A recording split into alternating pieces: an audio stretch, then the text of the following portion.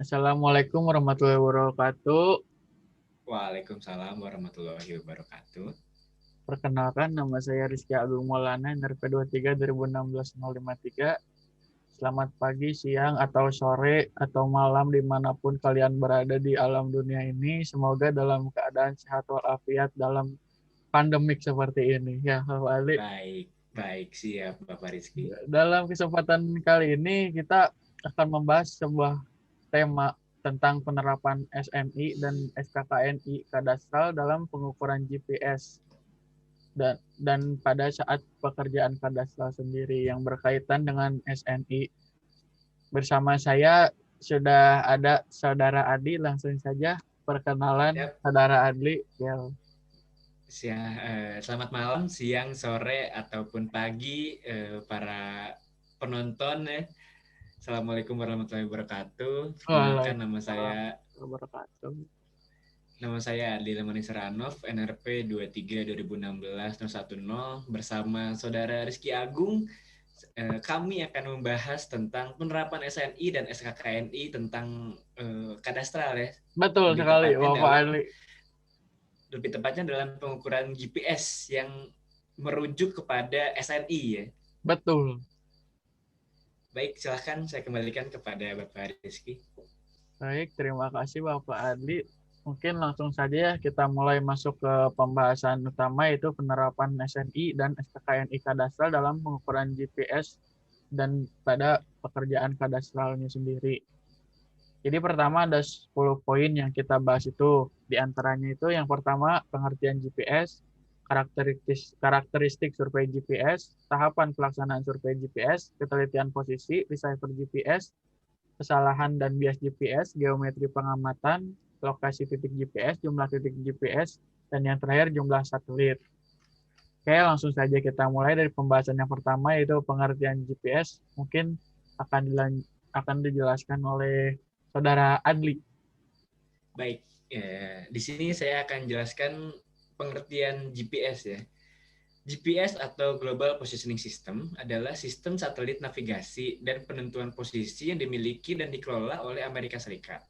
Sistem ini didesain untuk memberikan posisi dan kecepatan 3 dimensi antara informasi mengenai waktu serta kontinu di seluruh dunia tanpa tergantung dalam waktu, cuaca, kepada banyak orang secara stimulan. Pada saat ini, sistem GPS sudah sangat banyak digunakan oleh orang di seluruh dunia. Di Indonesia pun, GPS sudah banyak diaplikasikan, terutama yang terkait dengan aplikasi-aplikasi yang menuntut informasi tentang posisi. Secara garis besar, mungkin pengertian GPS seperti itu ya, Pak Rizky ya. GPS itu kan banyak ya, jenisnya, terus banyak juga kegunaannya. Mungkin Betul. dijelaskan sedikit banyaknya tentang karakteristik GPS itu sendiri mungkin oleh Bapak Rizky, silakan. Terima kasih. Jadi saya akan menjelaskan tentang karakteristik GPS itu sendiri. Jadi pada survei GPS, pengamatan GPS dengan selang waktu tertentu lakukan baseline per baseline dalam suatu jaringan dari titik-titik yang akan ditentukan posisinya. Lalu patut dicatat di sini bahwa seandainya lebih dari 2 receiver GPS yang digunakan, maka pada satu sesi pengamatan dapat diamati lebih dari satu baseline sekaligus pada survei GPS. Proses penentuan koordinat dari titik-titik dalam suatu jaringan pada dasarnya terdiri atas 3 tahap, yaitu yang pertama pengolahan data dari setiap baseline dalam jaringan, yang kedua perataan jaringan yang melibatkan semua baseline untuk menentukan koordinat dari titik-titik dalam jaringan, dan yang terakhir transformasi koordinat titik-titik tersebut dari datum WGS 84 ke datum yang diperlukan. Nah, itu selanjutnya kan ada langkah-langkah atau tahapan dalam melakukan survei GPS-nya itu sendiri. Mungkin akan dijelaskan oleh Bapak Adli. Silakan Bapak Adli. Baik, di sini saya akan menjelaskan proses pelaksanaan suatu survei GPS oleh suatu pelaksana ya.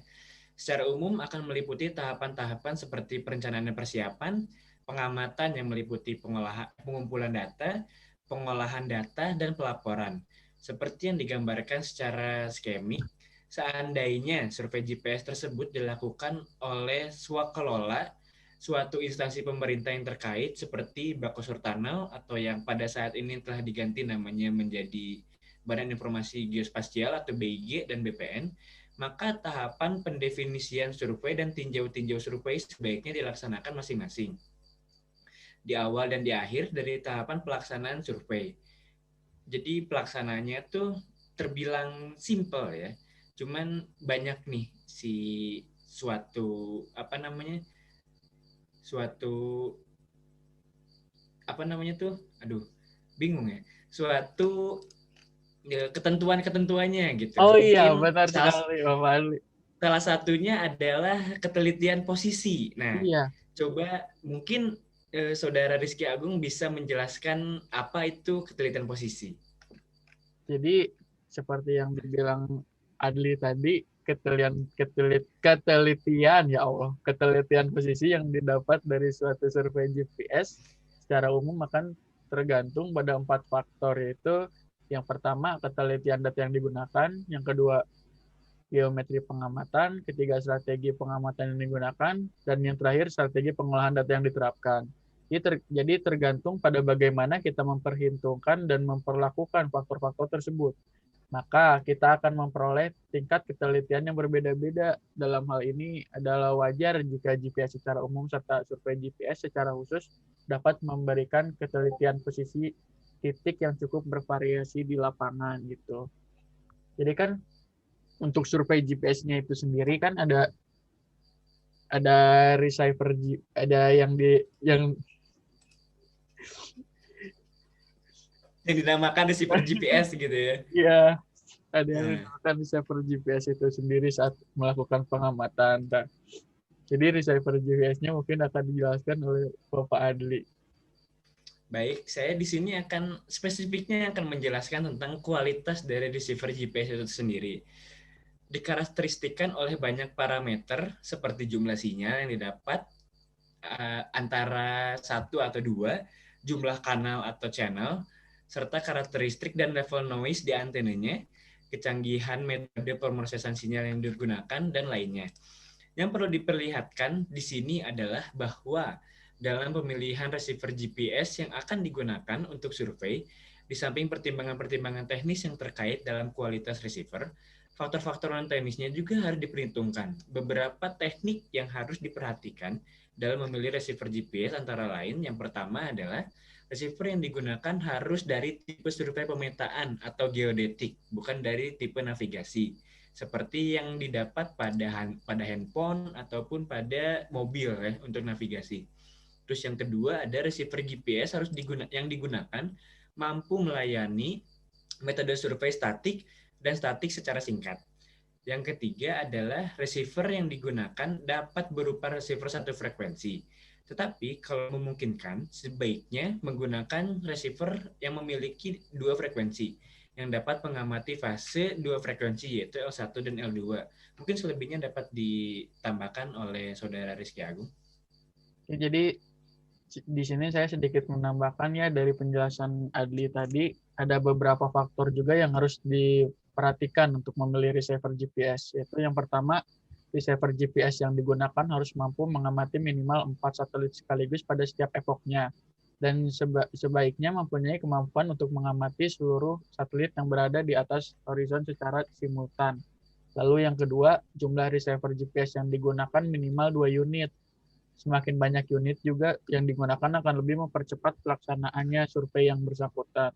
Meskipun perorganisasian pergerakannya akan menjadi relatif lebih complicated atau sulit. Yang ketiga, semua antena dan receiver GPS yang digunakan sebaiknya dari merek, model, dan tipe harus semua sama atau seragam. Yang keempat, antena GPS yang digunakan sebaiknya diperlengkapi dengan ground absorbent plane untuk mereduksi efek dari multipath.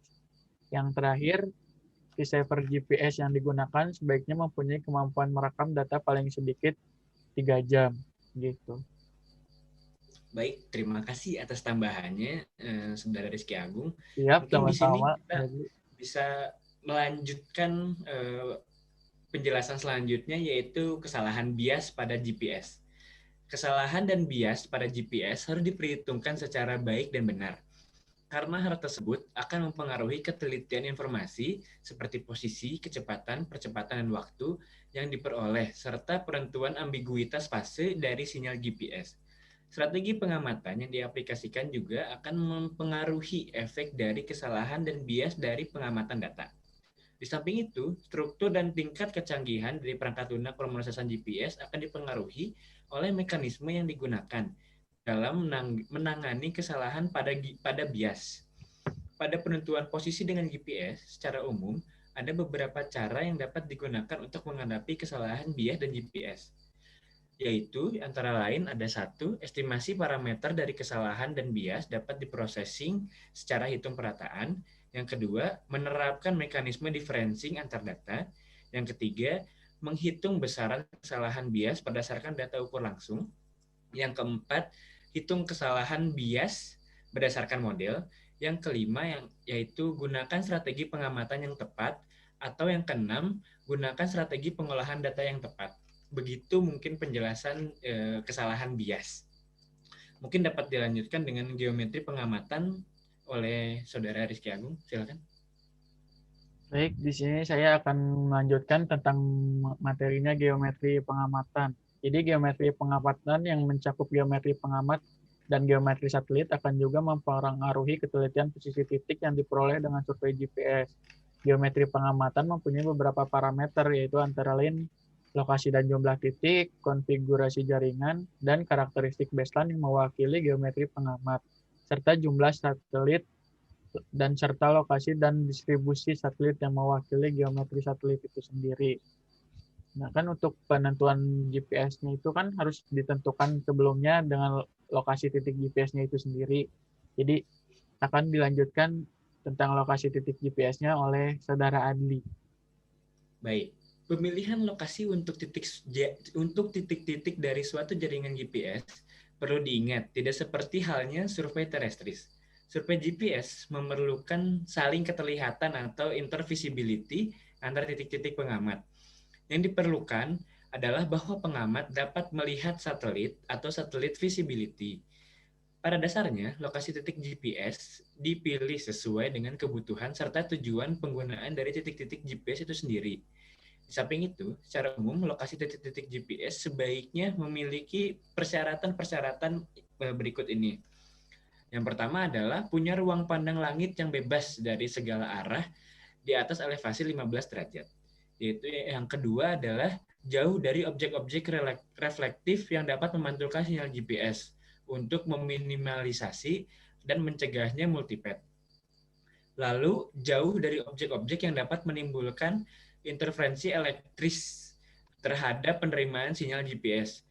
Selanjutnya, kondisi dan struktur tanahnya stabil, lalu mudah dicapai, lebih baik dengan kendaraan bermotor karena survei GPS itu pasti mobile atau berpindah-pindah.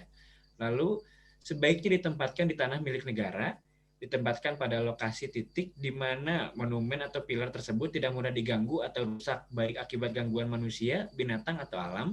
Lalu penempatan titik antara suatu lokasi harus memperhatikan rencana penggunaan lokasi yang bersangkutan di masa depan, dan titik-titik dapat di-cut minimal ke satu titik yang telah diketahui koordinatnya.